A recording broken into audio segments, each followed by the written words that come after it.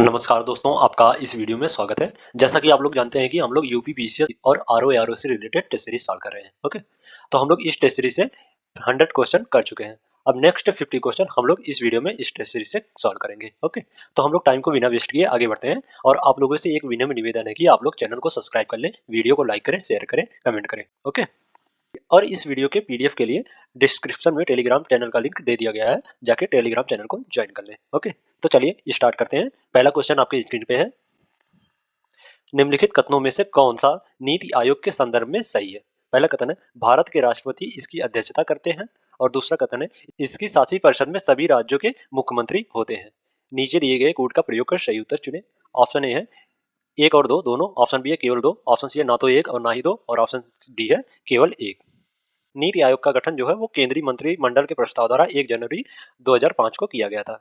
इसने भारत सरकार के नीति निर्धारक और सलाहकार निकाय के रूप में मौजूदा योजना आयोग को प्रतिस्थापित किया। ओके, भारत के प्रधानमंत्री जो हैं वो नीति आयोग के अध्यक्ष होते हैं। तो इस प्रकार जो कथन दो है वो गलत हो जाएगा। ओके, इसकी शासी परिषद में सभी राज्यों के मुख्यमंत्री, विधानसभा वाले केंद्र शासित प्रदेश यानी दिल्ली, पुडुचेरी और जम्मू और कश्मीर के मुख्यमंत्री तथा अन्य केंद्र शासित प्रदेश के उपराज्यपाल शामिल होते हैं। तो इस प्रकार जो कथन दो है वो सही हो जाएगा इसमें। ओके, तो इसमें केवल दो सही है, तो B is the right answer हो जाएगा। ओके, नेक्स्ट क्वेश्चन है, राज्यसभा का उपाध्यक्ष त्यागपद संबोधित करता है। ऑप्शन ए राष्ट्रपति को, ऑप्शन बी है प्रधानमंत्री को, ऑप्शन सी है उपराष्ट्रपति को, और ऑप्शन डी है लोकसभा अध्यक्ष को।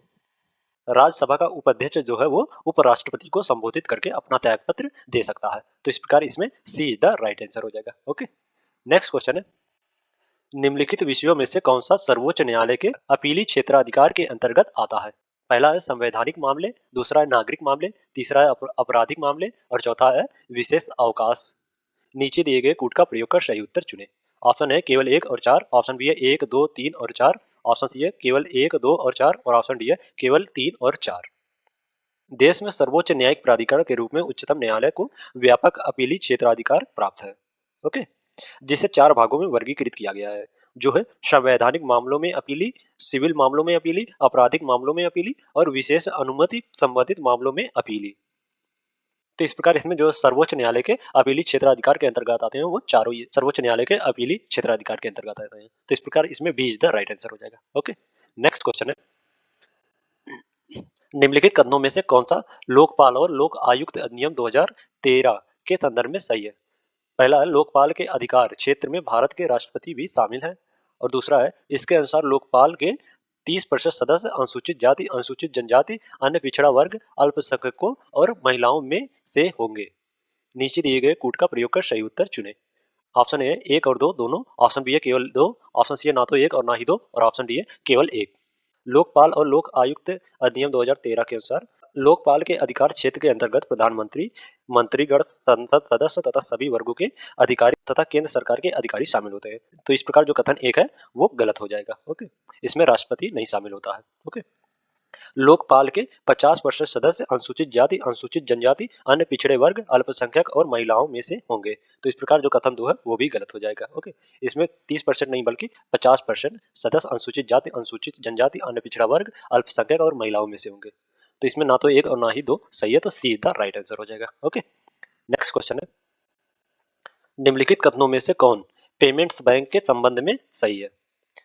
ऑप्शन ए वे मांग जमा स्वीकार नहीं कर सकते, ऑप्शन बी है वे भुगतान और प्रेषण सेवाएं प्रदान कर सकते हैं, ऑप्शन बी है वे क्रेडिट कार्ड जारी कर सकते हैं, और ऑप्शन डी है वे अनिवासी भारतीयों की जमा स्वीकार कर सकते हैं। एक भुगतान बैंक किसी भी अन्य बैंक के समान ही किंतु एक छोटे अथवा प्रतिबंधित पैमाने पर कार्य करता है। Airtel payment bank, Indian post payment bank आदि इसके उदाहरण हैं। ओके, वे भुगतान और प्रेषण सेवाएं प्रदान कर सकते हैं, पेमेंट्स बैंक। ओके, तो इस प्रकार इसमें B is the right answer हो जाएगा। नेक्स्ट क्वेश्चन है, निम्नलिखित में से कौन सा प्रधानमंत्री जनधन योजना के अंतर्गत शामिल है? ऑप्शन है वृत्ति साक्षरता, ऑप्शन बी है लाभार्थी को रुपए डेबिट कार्ड प्रदान किया जाना, ऑप्शन सी है बैंकिंग सुविधाओं तक सार्वभौमिक पहुंच, और ऑप्शन डी है उपयुक्त सभी। प्रधानमंत्री जनधन योजना देश के सभी परिवारों के वृत्ति समावेश हेतु एक एकीकृत दृष्टिकोण है। इसे 28 अगस्त 2014 को जारी किया गया था। 28 अगस्त और 2014 में इसे जारी किया गया था। ओके, प्रधानमंत्री जनधन योजना के अंतर्गत जो शामिल है वो प्रत्येक परिवार के लिए न्यूनतम एक बुनियादी बैंकिंग खाते के साथ बैंकिंग सुविधा तक सार्वभौमिक पहुंच, वित्तीय साक्षरता, ऋण और बीमा तक पहुंच और 1 लाख रुपए के अंतर्निहित दुर्घटना बीमा कवर के साथ लाभार्थी को डेबिट कार्ड प्रदान किया जाना। तो इस प्रकार इसमें जो शामिल है वो तीनों शामिल है, तो इसमें D is the right answer हो जाएगा। ओके, प्रधानमंत्री जनधन योजना के अंतर्गत ये तीनों शामिल है। ओके, नेक्स्ट क्वेश्चन है, भारतीय प्रतिभूति और विनिमय बोर्ड की स्थापना की गई थी। ऑप्शन ए है 1986 में, ऑप्शन बी है 1988 में, ऑप्शन सी है 1992 में और ऑप्शन डी है 1995 में। भारतीय प्रतिभूति और विनिमय बोर्ड का गठन भारत सरकार के एक प्रस्ताव द्वारा 12 अप्रैल 1988 को एक गैर वैधानिक निकाय के रूप में किया गया था। तो इस प्रकार इसमें B is the right answer हो जाएगा। ओके, ये 12 अप्रैल 1988 को स्थापित किया गया था। ओके, नेक्स्ट क्वेश्चन है, the general theory of employment investment and money नामक पुस्तक के लेखक कौन है? Option A John Maynard Keynes, option B है कार्ल मार्क्स, ऑप्शन सी है विलियम फिलिप्स और ऑप्शन डी है एडम स्मिथ। समष्टि अर्थशास्त्र का एक अलग शाखा के रूप में उद्भव ब्रिटिश अर्थशास्त्री जॉन मेनार्ड किंग्स की प्रसिद्ध पुस्तक the general theory of interest and money के 1936 ईस्वी में प्रकाशित होने के बाद हुआ था। तो इस प्रकार इसमें ए इज द राइट आंसर हो जाएगा। Okay, the general theory of employment in interest and money के जो लेखक है वो जॉन मेनार्ड किंग्स है। ओके, नेक्स्ट क्वेश्चन है, निम्नलिखित कथनों में से कौन सा सरकार की प्राप्तियों के संदर्भ में सही है? पहला कथन है, सरकार की वे सभी प्राप्तियां जो देनदारी उत्पन्न करती हैं अथवा वित्तीय अस्तियों को कम करती हैं पूंजीगत प्राप्तियां कहलाती हैं। दूसरा कथन है, राजस्व प्राप्तियां वे प्राप्तियां होती हैं जिनके आधार पर सरकार पर दावा किया जाता है। नीचे दिए गए कोड का प्रयोग कर सही उत्तर चुनें। ऑप्शन ए केवल एक, ऑप्शन बी एक और दो दोनों, ऑप्शन सी केवल दो और ऑप्शन डी है ना तो एक और ना ही दो। सरकार की वे सभी प्राप्तियां जो देनदारी उत्पन्न करती हैं अथवा वित्तीय अस्तियों को कम करती हैं पूंजीगत प्राप्तियां कहलाती हैं। तो इस प्रकार जो कथन एक है वो सही हो जाएगा। ओके, राजस्व प्राप्तियां वे प्राप्तियां होती हैं जिनसे सरकार पर कोई दबाव नहीं बनाता है, इसलिए उन्हें गैर प्रतिदेय कहा जाता है। तो इस प्रकार जो कथन दो है वो गलत हो जाएगा इसमें। ओके, तो इसमें केवल एक सही है, तो ए इज द राइट आंसर हो जाएगा। ओके, नेक्स्ट क्वेश्चन है, निम्नलिखित में से कौन पूंजी खाते के अंतर्गत आता है? पहला है प्रत्यक्ष विदेशी निवेश, दूसरा है विदेशी संस्थागत निवेश, तीसरा सरकारी सहायता और चौथा सेवाओं का व्यापार। नीचे दिए गए कोड का प्रयोग कर सही उत्तर चुनें। ऑप्शन है केवल एक, दो और तीन, ऑप्शन बी है एक और दो, ऑप्शन सी है केवल एक और चार और ऑप्शन डी है केवल दो। पूंजीगत खाते अस्तियों के सभी अंतर्राष्ट्रीय लेन देन को रिकॉर्ड करता है। परिसंपत्ति धन, स्टॉक, बंधपत्र, सरकारी ऋण आदि के रूप में धारित संपत्ति है। प्रत्यक्ष विदेशी निवेश, विदेशी संस्थागत निवेश और सरकारी सहायता पूंजीगत खाते के घटक हैं। तो इस प्रकार इसमें ए इज द राइट आंसर हो जाएगा। ओके, सेवाओं का व्यापार जो है वो पूंजीगत खाते के अंतर्गत नहीं आता है। ओके, नेक्स्ट क्वेश्चन, बाल मुख्य रूप से जिस प्रोटीन से बने होते हैं उसे कहा जाता है? ऑप्शन है ग्लोबुलिन, ऑप्शन बी है म्यूसियन, ऑप्शन सी है केराटिन और ऑप्शन डी है केसिन। बाल में मुख्य रूप से एक रेशेदार प्रोटीन केराटिन होता है। ओके, जो इसकी संरचना का लगभग 95% हिस्सा होता है। तो इस प्रकार इसमें सी इज द राइट आंसर हो जाएगा। बाल जो है वो मुख्य रूप से केराटिन नामक एक प्रोटीन से बना होता है। ओके, नेक्स्ट क्वेश्चन है, सूची 1 को सूची 2 से सुमेलित कीजिए और नीचे दिए गए कोड का प्रयोग कर सही उत्तर चुनिए। सूची 1 में है विटामिन और सूची 2 में है उससे संबंधित रोग। सूची 1 में vitamin C, vitamin B6, vitamin A और विटामिन B1, रतौंधी, बेरी, एनीमिया, स्कारबी। विटामिन ए की कमी से रतौंधी नामक रोग होता है। तो इस प्रकार सी का 1 से सुमेलित हो जाएगा। ओके, और विटामिन B1 की कमी से बेरी नामक रोग होता है। तो डी का 2 से सुमेलित हो जाएगा। ओके, और विटामिन B6 की कमी से एनीमिया नामक रोग होता है। तो बी का 3 से सुमेलित हो जाएगा। ओके, और विटामिन सी की कमी से स्कारबी नामक रोग होता है। तो ए का 4 से सुमेलित हो जाएगा। तो 4 3 1 2 इज द राइट आंसर हो जाएगा। तो इसमें D is the right answer हो जाएगा। ओके, नेक्स्ट क्वेश्चन है, लोकटक झील को मॉन्ट्रो रिकॉर्ड में कब शामिल किया गया था? ऑप्शन ए है वर्ष 1993 में, ऑप्शन बी है वर्ष 1994 और ऑप्शन सी है वर्ष 1995 और ऑप्शन डी है वर्ष 1996। लोकटक झील को मॉन्ट्रो रिकॉर्ड में वर्ष 1993 में शामिल किया गया था। तो इस प्रकार इसमें ए इज द राइट आंसर हो जाएगा। ओके, नेक्स्ट क्वेश्चन है, ग्रीनशू ऑपरेशन किससे संबंधित है? ऑप्शन ए शेयर बाजार, ऑप्शन बी है बैंकिंग, ऑप्शन सी है बीमा क्षेत्र और ऑप्शन डी है बाह्य क्षेत्र। ग्रीमसू ऑपरेशन एक अति आवंटन विकल्प है। इस शब्द का प्रयोग आमतौर पर शेयर पेशकश में एक विशेष अवस्था का वर्णन करने के लिए किया जाता है। तो इस प्रकार इसमें ए इज द राइट आंसर हो जाएगा। ओके, ग्रीनसू ऑप्शन जो है वो शेयर बाजार से संबंधित है। ओके, नेक्स्ट क्वेश्चन है, निम्नलिखित में से कौन सा सही सुमेलित नहीं है? पच्छी विहर उत्तर प्रदेश का जिला। Option A Sandi Pakshi Vihar Hardoi, option B है सुर सरोवर विहर आगरा, और ऑप्शन सी है विजय सागर पच्छी विहर महोबा, और ऑप्शन डी है पर्वती अर्गा पच्छी विहर प्रतापगढ़। सांडी पच्छी विहार जो है वो हरदोई में स्थित है। ओके, तो इस प्रकार जो ए है वो सही सुमेलित है। सुर सरोवर विहार जो है वो आगरा में स्थित है, तो इसमें बी भी सुमेलित है, सही। ओके, विजय सागर पच्छी विहार महोबा में स्थित है, तो ये भी विजय सागर विहार जो है वो महोबा में स्थित है, तो सी भी सही सुमेलित है। पर्वती अर्गा पच्छी विहार जो है वो गोंडा में स्थित है, तो इस प्रकार इसमें डी जो है वो सही सुमेलित नहीं है, तो D is the right answer हो जाएगा। ये अर्गा में, ये पर्वती अर्गा पच्छी विहार जो है वो गोंडा में स्थित है।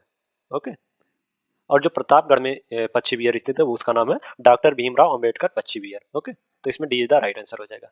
नेक्स्ट क्वेश्चन है, सूची 1 को सूची 2 से सुमेलित कीजिए और सूचियों के नीचे दिए गए कूट का उपयोग कर सही उत्तर चुनें। सूची 1 में है भौगोलिक अवस्थिति और सूची 2 में है उत्तर प्रदेश के जिले।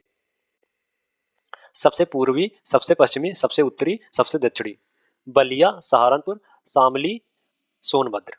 उत्तर प्रदेश का सबसे पूर्वी जिला जो है वो बलिया है, तो इस प्रकार ए का 1 से सुमेलित हो जाएगा। ओके, और सबसे पश्चिमी जिला जो है वो शामली है, तो बी का 3 से सुमेलित हो जाएगा। और सबसे उत्तरी जिला जो है वो सहारनपुर है, सबसे उत्तरी जिला सहारनपुर है, तो सी का 2 से सुमेलित हो जाएगा। ओके, और सबसे दक्षिणी जिला जो है वो सोनभद्र है, डी का 4 से सुमेलित हो जाएगा। तो इस प्रकार इसमें 1 3 2 4 1 3 2 4 1 3 2 4 ए इज द राइट आंसर हो जाएगा इसमें। ओके, नेक्स्ट क्वेश्चन है, उत्तर प्रदेश का निम्नलिखित में से कौन सा जिला हरियाणा के साथ सीमा साझा नहीं करता? Option A Rampur, option B है सहारनपुर, ऑप्शन सी है बागपत, और ऑप्शन डी है अलीगढ़। उत्तर प्रदेश के कुल 6 जिले हरियाणा राज्य से सीमा साझा करते हैं और उनके नाम इस प्रकार हैं, सहारनपुर, शामली, बागपत, गौतम बुद्ध नगर, अलीगढ़ और मथुरा। ये 6 जिले जो हैं वो हरियाणा के साथ सीमा साझा करते हैं, और रामपुर जो है वो हरियाणा के साथ अपनी सीमा साझा नहीं करता, तो इसमें ए इज द राइट आंसर हो जाएगा। ओके, नेक्स्ट क्वेश्चन है, उत्तर प्रदेश वस्त्र प्रौद्योगिकी संस्था स्थित है। ऑप्शन ए लखनऊ में, ऑप्शन बी है नोएडा में, ऑप्शन सी है वाराणसी में, और ऑप्शन डी है कानपुर में।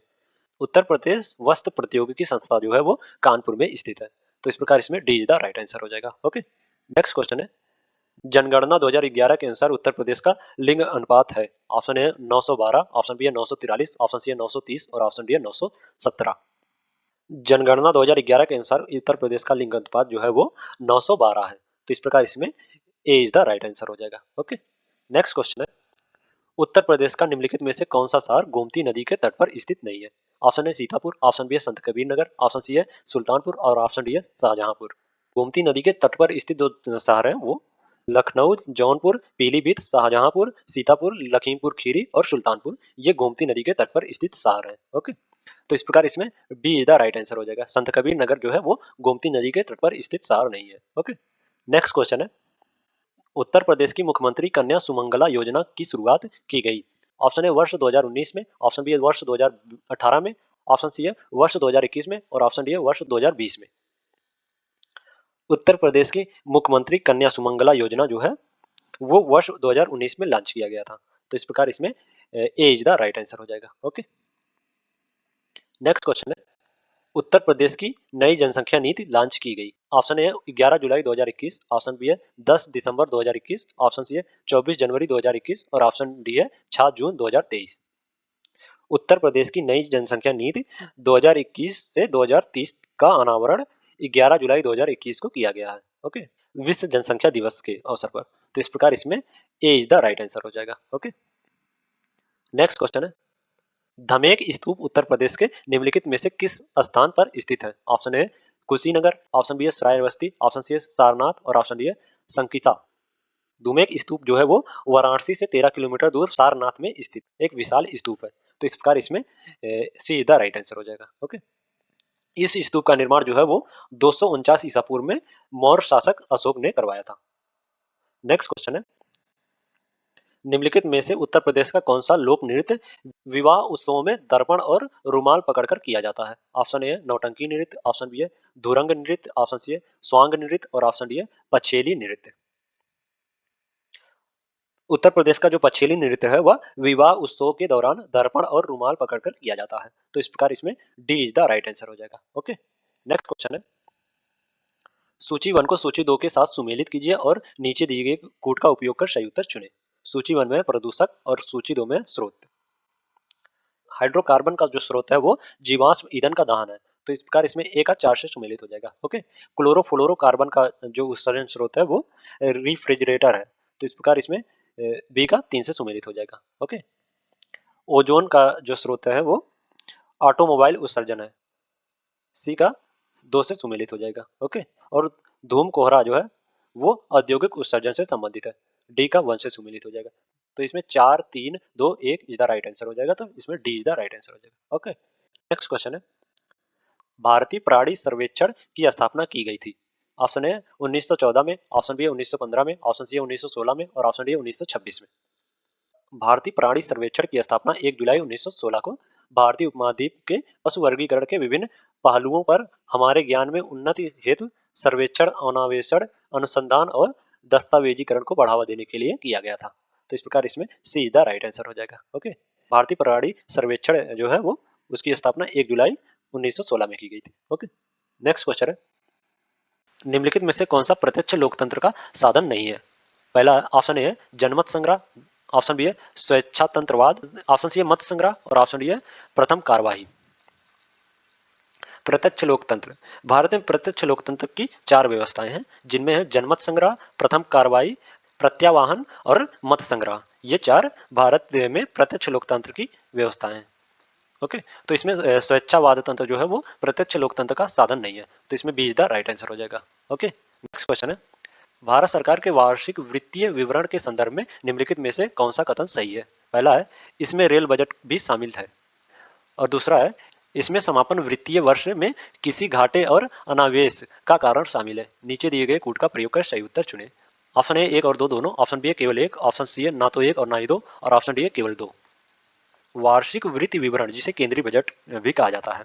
ओके, वित्तीय वर्ष के समापन पर वित्तीय वर्ष की वास्तविक प्राप्तियों और व्यय का विवरण तथा उस वर्ष में किसी घाटे या अधिशेष का कारण भी प्रस्तुत किया जाता है। तो इस प्रकार इसमें जो कथन 2 है वो सही हो जाएगा। ओके, वर्ष 2017 तक भारत सरकार 2 बजट प्रस्तुत करती थी, रेल बजट और आम बजट, लेकिन वर्ष 2017 में केंद्र सरकार ने रेल बजट को आम बजट में मिला दिया। तो इस प्रकार जो कथन 1 है वो भी सही हो जाएगा। ओके, तो इसमें 1 और 2 दोनों सही है, तो ए इज द राइट आंसर हो जाएगा। ओके, नेक्स्ट क्वेश्चन है, वित्त आयोग के संदर्भ में निम्नलिखित में से कौन सा कथन सही है। पहला कथन है यह एक अर्ध न्यायिक निकाय है। दूसरा कथन है इसके सदस्य पुनर्नियुक्ति के पात्र नहीं है। नीचे दिए गए कोड का प्रयोग कर सही उत्तर चुने। ऑप्शन है 1 और 2 दोनों, ऑप्शन बी है केवल 1, ऑप्शन सी है ना तो 1 और ना ही 2 और ऑप्शन डी है केवल 2। वित्त आयोग जो है वो अनुच्छेद 280 के तहत एक अर्ध न्यायिक निकाय के रूप में वित्त आयोग का प्रावधान किया गया है। इसका गठन जो है वो भारत सरकार के राष्ट्रपति द्वारा प्रत्येक 5 वर्ष या उससे भी पहले जब वह आवश्यक समझे किया जा सकता है। तो इस प्रकार जो कथन 1 है वो सही हो जाएगा। ओके, इसके अध्यक्ष और 4 अन्य सदस्य राष्ट्रपति द्वारा नियुक्त किए जाते हैं। वे राष्ट्रपति द्वारा अपने आदेश में निर्दिष्ट अवधि के लिए पद पर बने होते हैं और वे पुनर्नियुक्त के पात्र होते हैं। तो इस प्रकार जो कथन 2 है वो गलत हो जाएगा। ओके, तो इसमें केवल एक सही है, तो B is the right answer हो जाएगा इसमें। ओके, नेक्स्ट क्वेश्चन है, निम्नलिखित में से कौन सा राज्य की नीति के निर्देशक तत्व में गांधीवादी सिद्धांत नहीं है। ऑप्शन ए संबंधित राज्य सरकार द्वारा ग्राम पंचायत को कुछ शक्तियों का हस्तांतरण, ऑप्शन बी है ग्रामीण क्षेत्रों में व्यक्तिगत अथवा सहयोग के आधार पर कुटीर उद्योगों को बढ़ावा देना, ऑप्शन सी है गरीबों को निःशुल्क विधिक सहायता प्रदान करना, ऑप्शन डी है सहकारी समितियों के स्वैच्छिक गठन को बढ़ावा देना।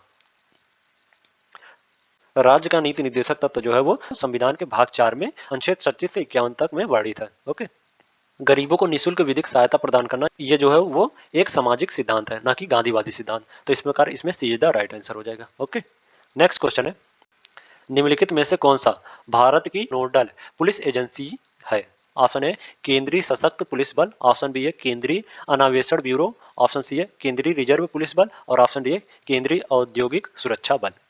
केंद्रीय अन्वेषण ब्यूरो जो है वो भारत में एक नोडल पुलिस एजेंसी भी है जो इंटरपोल सदस्य देशों की ओर से जांच का समन्वय करती है। तो इस प्रकार इसमें B is the right answer हो जाएगा। ओके, नोडल पुलिस एजेंसी जो है वो केंद्रीय अन्वेषण ब्यूरो है। ओके, नेक्स्ट क्वेश्चन है, क्षेत्रीय राजनीतिक दलों की विशेषताओं के संदर्भ में निम्नलिखित में से कौन सा कथन सही है? पहला है, उनका मतदान आधार एक ही क्षेत्र तक सीमित है। और दूसरा कथन है, वे स्वयं को एक विशेष सांस्कृतिक, धार्मिक, भाषाई या जाति समूह से जोड़ते हैं। नीचे दिए गए कूट का प्रयोग कर सही उत्तर चुनें। ऑप्शन ए है एक और दो दोनों, ऑप्शन बी है केवल एक, और ऑप्शन सी है ना तो एक और ना ही दो, और ऑप्शन डी है केवल दो। क्षेत्रीय राजनीतिक दल जो है वो भारतीय समाज की बहुसांस्कृतिक, बहुधार्मिक और बहुभाषाई प्रकृति ने कई क्षेत्रीय राजनीतिक दलों को जन्म दिया है। क्षेत्रीय राजनीतिक दल जो है वो आमतौर पर एक विशेष राज्य या विशिष्ट क्षेत्र के भीतर संचालित होता है। इसका चुनावी आधार एक क्षेत्र तक ही सीमित होता है। तो इस प्रकार इसमें जो कथन एक है वो सही हो जाएगा। ओके, यह क्षेत्रीय हितों को स्पष्ट करता है और स्वयं को एक विशेष सांस्कृतिक, धार्मिक, भाषाई या जाति समूह के साथ पहचानता है। तो इस प्रकार जो कथन दो है वो भी सही हो जाएगा इसमें। ओके, तो एक और दो दोनों सही है, तो ए इज द राइट आंसर हो जाएगा इसमें। नेक्स्ट क्वेश्चन है, क्या सानूर फॉरेस्ट डिजीज के संदर्भ में निम्नलिखित में से कौन सा कथन सही है? पहला है, यह विषाणु परिवार फ्लेविविरिडे के एक सदस्य के कारण होता है। और दूसरा कथन है, इस बीमारी की पहचान पहली बार वर्ष 1996 में हुई थी। नीचे दिए गए कूट का प्रयोग कर सही उत्तर चुनें। ऑप्शन है केवल दो, ऑप्शन बी है ना तो एक और ना ही दो, ऑप्शन सी है केवल एक, और ऑप्शन डी है एक और दो दोनों। क्या सानूर फॉरेस्ट डिजीज जो है उसे बंदर बुखार के नाम से भी जाना जाता है? या क्या सानूर फॉरेस्ट डिजीज विषाणु के कारण होता है जो विषाणु परिवार फ्लेविविरिडे का एक सदस्य है? तो इस प्रकार जो कथन एक है वो सही हो जाएगा। ओके, इसकी पहचान पहली बार वर्ष 1957 में की गई थी। तो इस प्रकार जो कथन दो है वो गलत हो जाएगा। ओके, तो इसमें केवल एक सही है, तो सी इज द राइट आंसर हो जाएगा इसमें। ओके, नेक्स्ट क्वेश्चन है, निम्नलिखित में से कौन सा पुष्प का भाग है? पहला है कोरोला, दूसरा है पुमंग, तीसरा है जयांग और चौथा है केलिक्स। नीचे दिए गए कूट का प्रयोग कर सही उत्तर चुनें। ऑप्शन ए है केवल एक और चार, ऑप्शन बी है एक, दो, तीन और चार, ऑप्शन सी है केवल दो और तीन, और ऑप्शन डी है केवल एक और दो। पुष्प में केलिकस, क्लोरा, पुमंग और जयांग शामिल होते हैं। तो इस प्रकार इसमें चारों जो है वो पुष्प का भाग है। तो इसमें B is the right answer हो जाएगा। ओके, नेक्स्ट क्वेश्चन है, निम्नलिखित में से कौन पाचन तंत्र का विकार है? ऑप्शन ए अतिसार, ऑप्शन बी है पीलिया, ऑप्शन सी है अनत्र पुच्छ उंडुक पुच्छ शोथ, और ऑप्शन डी है उपयुक्त सभी। पाचन तंत्र के विकार जो है वो अतिसार, मालाबद्धता या कब्ज, पीलिया, अंतपुच्छ, उड़क पुच्छ शोथ, ये चारों पाचन तंत्र के विकार है। तो इस प्रकार इसमें D is the right answer हो जाएगा। ओके, नेक्स्ट क्वेश्चन है, बायो रेमिडिएशन के संदर्भ में निम्नलिखित में से कौन सा कथन सही है? पहला है, यह पर्यावरणीय प्रदूषकों को नष्ट करने के लिए बैक्टीरिया और कवक का उपयोग है। और दूसरा है, इसमें शामिल सूक्ष्म जीव प्रदूषित क्षेत्र के मूल निवासी नहीं होने चाहिए। नीचे दिए गए कूट का प्रयोग कर सही उत्तर चुने। ऑप्शन ए है केवल एक, ऑप्शन बी है एक और दो दोनों, ऑप्शन सी है केवल दो, और ऑप्शन डी है ना तो एक और ना ही दो। बायो रेमिडिएशन पर्यावरण के दूषित पदार्थों को कम विषैले रूपों में परिवर्तित करने के लिए सूक्ष्म जीवों का उपयोग है। तो इस प्रकार इसमें जो कथन एक है वो सही हो जाएगा। ओके, सूक्ष्म जीव किसी दूषित क्षेत्र के मूल निवासी हो सकते हैं या उन्हें कहीं और से अलग किया जा सकता है और दूषित स्थल पर लाया जा सकता है। तो इस प्रकार इसमें जो कथन दो है वो गलत है। ओके, तो इसमें केवल एक सही है, तो ए इज द राइट आंसर हो जाएगा इसमें। ओके, नेक्स्ट क्वेश्चन है, निम्नलिखित में से किसने संथाल विद्रोह का नेतृत्व किया? ऑप्शन है जयपाल सिंह, ऑप्शन बी है master Tara Singh, option C Shibu Soren, और ऑप्शन डी है सिद्धू और कान्हू। संथाल विद्रोह जो है वो 1855 से 56 के बीच में शुरू हुआ था और इसके जो नेतृत्व किया था, संथाल विद्रोह का नेतृत्व वो सिद्धू और कान्हू ने किया था। तो इस प्रकार इसमें D is the right answer हो जाएगा। ओके, संथाल विद्रोह जो शुरू हुआ था वो 1855 से 56 के बीच में शुरू हुआ था। ओके, नेक्स्ट क्वेश्चन, आत्मी सभा की स्थापना की गई थी? ऑप्शन ए 1812 में, ऑप्शन बी 1814 में, ऑप्शन सी 1816 में, और ऑप्शन डी 1818 में। 1814 में राजा राम मोहन ने वेदांत के एकेश्वरवादी आदर्शों का प्रचार करने और मूर्ति पूजा, जातिगत कठोरता, निरर्थक अनुष्ठानों और अन्य सामाजिक बुराइयों के खिलाफ अभियान चलाने के लिए कलकत्ता में आत्मी सभा की स्थापना की थी। तो इस प्रकार इसमें B is the right answer हो जाएगा। आत्मी सभा की स्थापना 1814 में कलकत्ता में हुआ था और राजा राम मोहन राय ने इसकी स्थापना की थी। ओके, नेक्स्ट क्वेश्चन, निम्नलिखित में से कौन यंग बंगाल आंदोलन से जुड़ा था? ऑप्शन है अल्लूरी सीताराम राजू, ऑप्शन बी है Henry Vivian Derozio, option C है रानी गाई दिनल्यू, और ऑप्शन डी है जोड़ा नाग। 1820 के दशक के अंत और 1830 के दशक की शुरुआत में बंगाल में युवाओं के बीच एक कट्टरपंथी बौद्धिक प्रवृत्ति उभरी जिसे यंग बंगाल आंदोलन के रूप में जाना जाता है। ओके। और यंग बंगाल आंदोलन से जो जुड़े थे वो हेनरी विबन डिरोजियो थे। तो इस प्रकार इसमें B is the right answer हो जाएगा। ओके। नेक्स्ट क्वेश्चन है, गोपाल कृष्ण गोखले की मृत्यु के बाद सर्वेंट ऑफ इंडिया सोसाइटी के अध्यक्ष का पद किसने संभाला? ऑप्शन है महात्मा गांधी, ऑप्शन बी है बीजी तिलक, ऑप्शन सी श्रीनिवास शास्त्री और ऑप्शन डी है अरविंद घोष। भारतीय राष्ट्रीय कांग्रेस के उदारवादी नेता गोपाल कृष्ण गोखले ने एमजी रानाडे की मदद से 1905 ईस्वी में सर्वेंट ऑफ इंडिया की स्थापना की थी। सर्वेंट ऑफ इंडिया की स्थापना जो है वो 1905 ईस्वी में हुआ था। ओके। गोखले की मृत्यु के बाद श्रीनिवास शास्त्री ने अध्यक्ष का पद संभाला। तो इस प्रकार इसमें सी इज द राइट आंसर हो जाएगा। ओके। 1915 में 1915 में सर्वेंट ऑफ इंडिया सोसाइटी के अध्यक्ष जो हो गए थे वो श्रीनिवास शास्त्री हो। ओके। नेक्स्ट क्वेश्चन है, पहला नंद एंग्लो वैदिक स्कूल कहाँ स्थापित किया गया था? ऑप्शन है लखनऊ, ऑप्शन बी है लाहौर, ऑप्शन सी है बॉम्बे और ऑप्शन डी है मिदनापुर।